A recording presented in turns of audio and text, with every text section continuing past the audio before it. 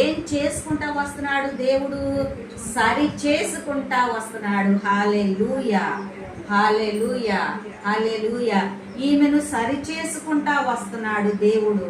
మనము సరవుకోకుండా మనం ఎంత ప్రార్థన చేసినా గాని మన ప్రార్థనకి జవాబు రాదు. హల్లెలూయా. అక్కడ దేవుని శిష్యులైనటువంటి శిష్యులు అక్కడ ప్రార్థించి ఆమెకు సహాయం చేయ ప్రభువా, ఆమె వెళ్ళిపోతుందన్నా దేవుడు వాళ్ళ మాట కూడా లెక్కుంచలా. ఎందుకు? మొదట నిన్ను నీవు సరి చేసుకోవాలి.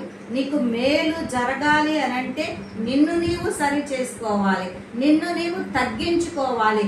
నీ స్థితిలో గర్వపు స్థితిలో ఉంటే నీవు కింద స్థితిలోకి రావాలి, తగ్గించుకునే స్థితిలోకి రావాలి. అందుకని దేవుడు ఒక మాట అంటున్నాడు, ఆ యొక్క యోహాను సువార్త 15వ అధ్యాయం తీయండి. హల్లెలూయా, హల్లెలూయా.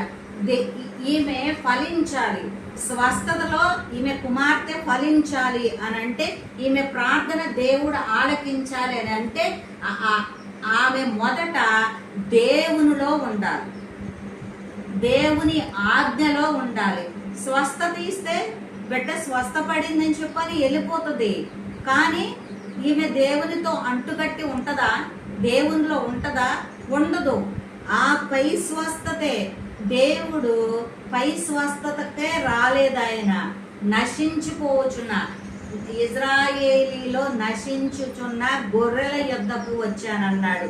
అక్కడ లోకమును ప్రేమించి దేవుడు తన కుమారుని పంపించి ఆయన యందు విశ్వాసం ఉంచిన వారు నశింపక నిత్య జీవం పొందాలి. హల్లెలూయా. అది కరెక్టే, ఇది కరెక్టే.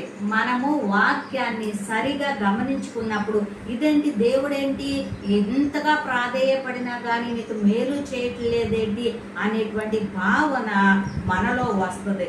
ఎప్పుడు? వాక్యము మనకి తెలియనటువంటి సమయంలో. కానీ ఇక్కడ దేవుడు ఏమంటున్నాడంటే 15వ అధ్యాయం యోహాను సువార్త 2వ వచనంలో, నాలో ఫలింపని ప్రతి తీగను ఆయన తీసి పారవేయును, ఫలించు ప్రతి తీగ మరి ఎక్కువగా ఫలింపవలెనని దానిలోని పనికి రాని తీగలను తీసివేయును. హల్లెలూయా.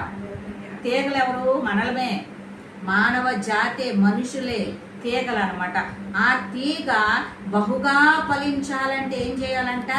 దానిలో పనికి రాని తీగలను నరికి పారేసేసి ఫలించే ప్రతి తీగ మరి ఎక్కువగా ఫలించినట్లుగా ఆయనతో అంటు కట్టుకుంటాడంట. ఈమెలో పనికి రాని తీగలు ఉన్నాయి. ఏమున్నాయి? గర్వం, అహంకారం. ఈమె ఫలించ